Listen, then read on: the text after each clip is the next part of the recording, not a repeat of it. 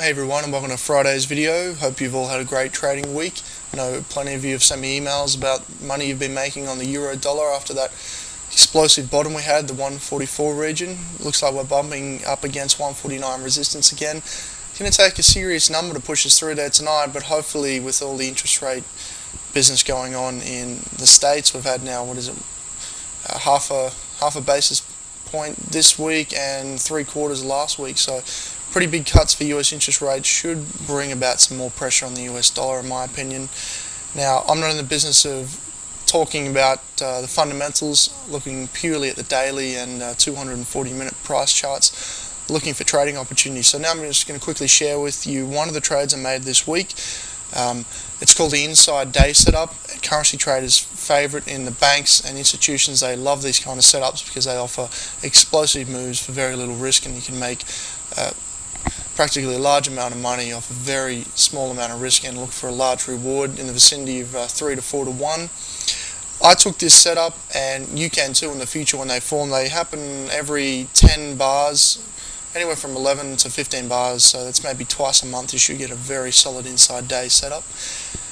Now I'm just going to quickly pause the video and get out the market pen, and I'll show you exactly the setup, where I placed my stop, where I got out, and why.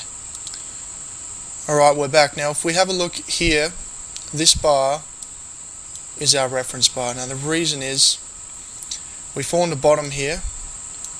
We moved up 1, 2, 3 days, and we actually closed above the key level here. I had a line through my chart around here. Now this is really not a reason to trade, but I just like the fact that we had moved up on a retracement and then actually managed to close through, so that's just bullish momentum.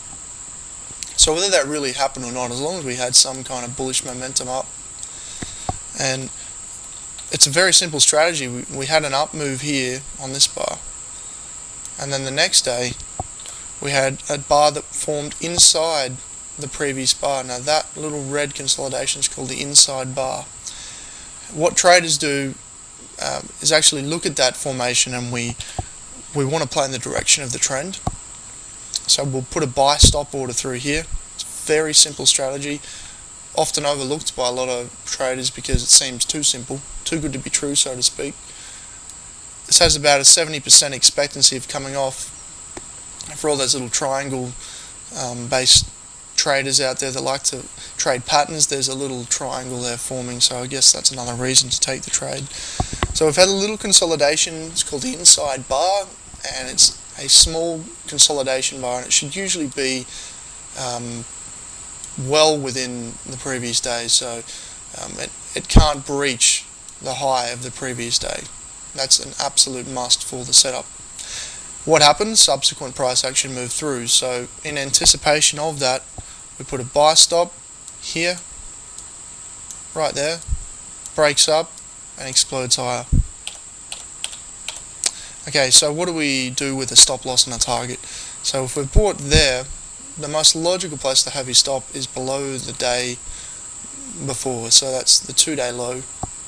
So that's where our stop loss is if things go wrong, and I think that was around the 50 point stop mark. So if we took an entry at 148 or 1, let's say a 50 to 55 point stop thereabouts, we could have looked to make 110 points, around 100 points, which is about 2 to 1 risk on reward on risk. So for $1,000, we're making about $2,000 with a 70 to 80% chance of happening. It's pretty good odds, 2 to 1. If you went to the racetrack and almost was certain that the favourite had a 70 to 80% chance of winning and it was offering 2 to 1, you put a bet on there. So it's the same with financial markets. It's about risk reward and the probability of a setup.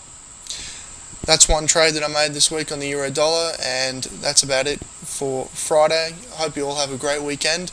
Watch that jobs data tonight. Personally, I'm going to be holding in along on the euro and looking for a breakout through these highs. Now this is not trading advice, this is just my personal opinion on the market, where we could go. I believe we can take out those highs, we could just catapult up, and that's what I'm looking for. If we did break lower, that could be quite bearish, taking out the 2-day low, and I wouldn't be in my positions on the long side in the euro if that was to occur. Good luck with your trading, and watch for those inside bars. We'll be back next week with more strategies. Take care.